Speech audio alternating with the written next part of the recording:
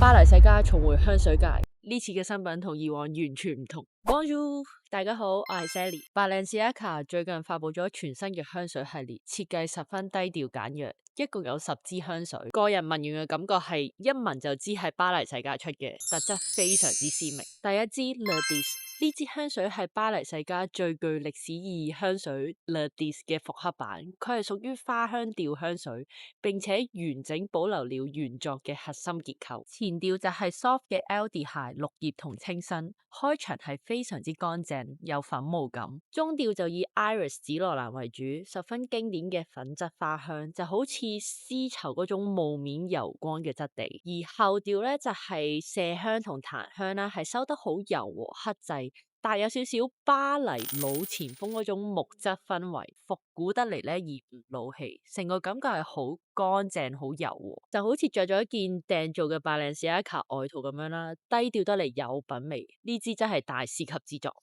第二支 Extra。呢個系列入面名同性格都係最直接嘅一支，佢唔係一支低調型嘅香水，而係明顯更加外放、更有存在感。佢係一支花香偏辛辣調，前調一開始非常 sharp，粉紅胡椒再加黑胡椒，有種氣泡感，張揚而有衝擊力。中調慢慢轉成花香結構，佢唔係一種好柔和嘅花，而係帶有鋒利感、舞台感嘅花。而後調咧就喺胡椒油嘅餘溫下咧係非常之有存在感，聞起上嚟咧就好Balenciaga風，有點張揚同埋有點戲劇性。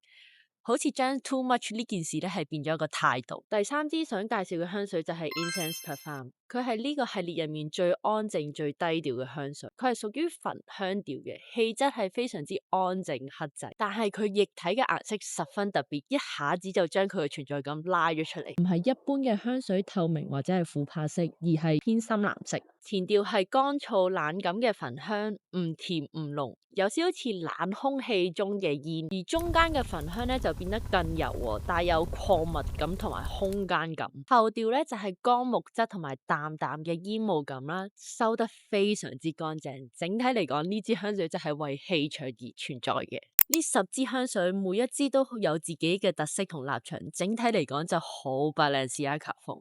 亦都明顯睇得出佢哋深思熟慮，花咗好多精力去推出呢10支嘅香水。唔知大家又最中意邊支呢？好啦，今集時間去到呢度，我哋下集見啦，拜拜。